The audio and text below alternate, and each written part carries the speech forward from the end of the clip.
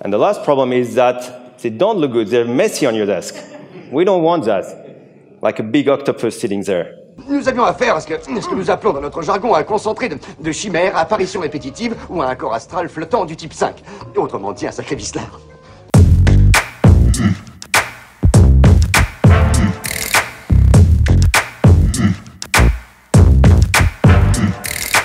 Bon, si on parlait un petit peu de carte son, aujourd'hui, l'Audiofuse.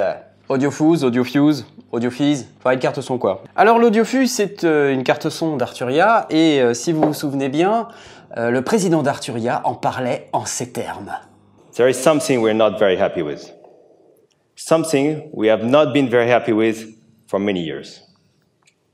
Something that up to now was not in our hands. Something we're not very happy with. Et oui, il a bien raison, on n'est pas très happy. Moi non plus, j'étais pas très happy de ma carte son, donc voilà, mais c'est bien, c'est bien. Cette Audiofuse, elle m'est prêtée par le magasin Michno. Michno, c'est un grand magasin à Nantes, 1000 m² d'exposition, où vous allez pouvoir trouver des batteries, des guitares, de la sono, du DJ, des pianos, des synthés, tout ce que vous pouvez rêver autour de la musique, vous le trouverez chez Michno. Michno, c'est aussi un site internet, michno.com, et vous avez également d'excellentes reviews. Ils sont français, c'est pas plus cher qu'ailleurs, n'hésitez pas à aller sur leur site internet ou aller les voir, ils sont hyper cool. Merci Michno! L'Audiofuse, c'est une interface en aluminium avec un super design, plein de boutons en façade, 14 entrées et 14 sorties. À la question, puis-je utiliser toutes les entrées-sorties en même temps? La réponse est non, malheureusement, mais vous pouvez switcher entre les différentes entrées analogiques et numériques selon vos besoins. Côté design, on peut dire que c'est plutôt réussi, même si perso, je regrette quand même qu'il y ait autant de boutons et autant de molettes sur cette interface. Ça donne un peu une impression de fouillis et je trouve ça dommage. Même remarque pour les connecteurs en face arrière, franchement, ça fait quand même beaucoup de câbles. Le truc cool, c'est le couvercle.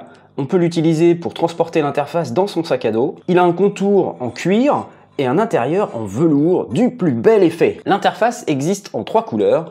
Ici, j'ai la version gris clair, mais il y a aussi une version noire et une version gris sidéral. Le tout se raccroche en USB à votre Mac, à votre PC sous Windows, à votre PC sous Linux. Ça se raccroche à votre iPad avec le Camera Connection Kit. Ça se raccroche également à votre Android. Ouh, c'est Kensington, MIDI in-out. Les sorties MIDI vont pouvoir être accessibles par ce type de câble.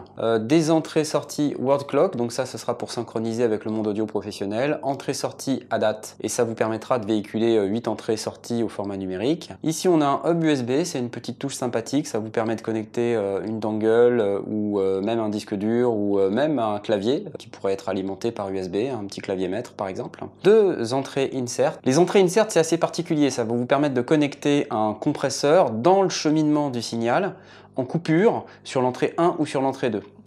Donc si vous avez un équipement externe de type compresseur à lampe ou n'importe quel traitement qui va s'insérer dans le cheminement de votre signal, vous allez pouvoir faire sortir de la carte son, faire re-rentrer de manière à bénéficier du traitement qui sera appliqué sur votre signal. Alors ça nécessite un câble spécial qui s'appelle un câble d'insert, qui est un câble en Y. Vous avez 2 sorties speaker A et speaker B, et puis vous avez des entrées 3-4 ici. En face avant, on va retrouver 2 entrées micro au format combo XLR jack, et puis surtout, truc intéressant, 2 sorties casque avec à la fois un connecteur 635 et un connecteur 3.5. Le truc intéressant, c'est que ces 4 sorties, elles fonctionnent en même temps. Si vous connectez un casque d'iPod par exemple sur la sortie mini jack en même temps qu'un casque sur la sortie 635, vous allez avoir le son dans les 2 casques, donc c'est plutôt cool. Je vous ai montré la face arrière, la face avant. Au niveau des boutons sur la face supérieure, on va retrouver les 2 channels 1 et 2. Avec la possibilité de faire de l'alimentation fantôme. Évidemment, on peut utiliser le canal 1 ou le canal 2 en entrée micro, ligne ou instrument. On peut passer en mode instrument lorsqu'on clique sur ce bouton Inst. Ça va changer l'impédance et ça va vous permettre de connecter par exemple une guitare. Le gain qui est ici va vous permettre d'aller régler le gain, c'est assez simple en fait. Le gros bouton va permettre de monter et de descendre le volume global des sorties speaker A ou speaker B. Sur la zone qui est en dessous du gros bouton, on va pouvoir aller sélectionner quel bus USB on va vouloir écouter, soit le Q1, soit le Q2, soit le main, donc sur le speaker A ou B. Passer en mono pour checker la monocompatibilité, faire une petite diminution du signal réglable dans le logiciel Arturia, Muter, si jamais on a un gros feedback qui se déclenche, on peut appuyer sur ce bouton. Et un bouton de sélection, speaker A ou speaker B, qui va vous permettre de basculer d'une sortie vers l'autre. Ensuite, en dessous, on va retrouver un bouton pour passer la sortie casque en mono, un bouton pour sélectionner l'un des 3 bus USB disponibles sur la carte son. Donc soit le bus Q1 lorsque vous êtes sur Q1, Q2 ou le bus main lorsque les 2 LED sont allumés. Un volume pour le casque, un bouton talkback qui va vous permettre d'avoir un micro de contrôle dans l'interface et lorsque vous allez appuyer dessus, vous allez pouvoir parler aux musiciens qui ont éventuellement un mix casque sur Q1 et Q2. De ce côté, ce sont les mêmes réglages qu'à gauche. Ce bouton va nous permettre d'appeler le logiciel Arturia Control Center. Si j'appuie dessus, voilà ce qui se passe. C'est une représentation de la carte son. Si on regarde au niveau de ce qui est disponible, vous avez la fréquence d'échantillonnage, réglable de 44 000 à 192 000. Si vous avez besoin du talkback ou des sorties ADAT, vous allez être limité à 96 000. C'est pas une limitation de l'audiofus, c'est une limitation du format ADAT, qui n'est compatible que 96 kHz. Vous allez pouvoir sélectionner le clock source, c'est-à-dire l'horloge qui va vous permettre de synchroniser l'audiofuse avec un appareil numérique externe. Vous allez avoir la possibilité d'aller sélectionner quelle sortie numérique vous souhaitez utiliser. Petit détail, c'est qu'à chaque fois qu'on souhaite modifier la configuration des entrées-sorties numériques, il nous propose de rebooter. C'est pas forcément hyper pratique, ça fait une interruption de quelques secondes. Dommage. On voit que ça scintille. C'est assez spécial, c'est assez bizarre. Bon, voilà. Je me demande si c'est un défaut de l'audiofuse que j'ai ou si c'est un truc qui se produit sur toutes les audiofuses. Donc là, j'ai connecté l'alimentation, mais on n'est pas obligé de le faire. En revanche, si vous voulez alimenter et utiliser le hub USB, il faut connecter l'alimentation. Pas spécialement un problème en soi, mais quand même à savoir. Donc si vous voulez alimenter votre carte son avec un usage mobile, c'est-à-dire avec une tablette ou un smartphone, il vous faudra la LIM aussi. Vous ne pourrez pas alimenter l'audiofuse avec ce qui sort du câble USB de votre iPad par exemple, c'est pas possible.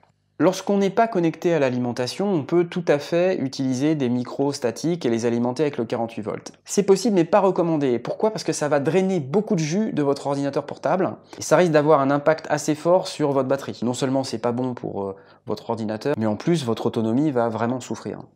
Les préamplis qu'Arturia a mis dans cette audiofuse sont d'excellents préamplis. Ils ont été développés par Arturia, ils ont appelé ça des préamplis Discrete Pro ou Discrete Pro. Je dois dire que j'ai été assez bluffé par la qualité de ces préamps. Par exemple, j'utilise beaucoup le RE320 d'Electro Voice. Le RE320, il n'est pas spécialement connu pour avoir un gros niveau de sortie et malgré ça, je réussissais à avoir avec l'audiofuse un excellent niveau de sortie sans souffle.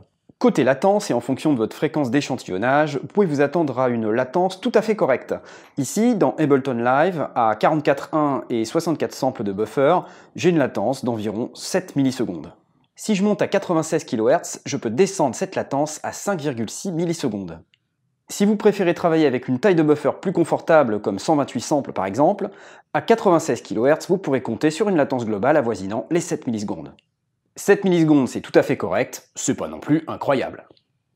Alors les sorties speaker que vous avez, elles s'appellent speaker, mais en réalité ce sont des sorties lignes. Vous pouvez les utiliser pour toute autre chose, pour les connecter dans un autre appareil audio numérique. Truc intéressant aussi, c'est que vous allez pouvoir utiliser la sortie 3, qui est donc la sortie gauche de speaker B, pour faire ce qu'on appelle du réamping de guitare. Imaginez la situation suivante, vous avez une guitare, vous avez enregistré un son clair, vous voulez réutiliser, réinjecter ce son clair dans un ampli de guitare et réenregistrer le son dans votre station de travail audio numérique.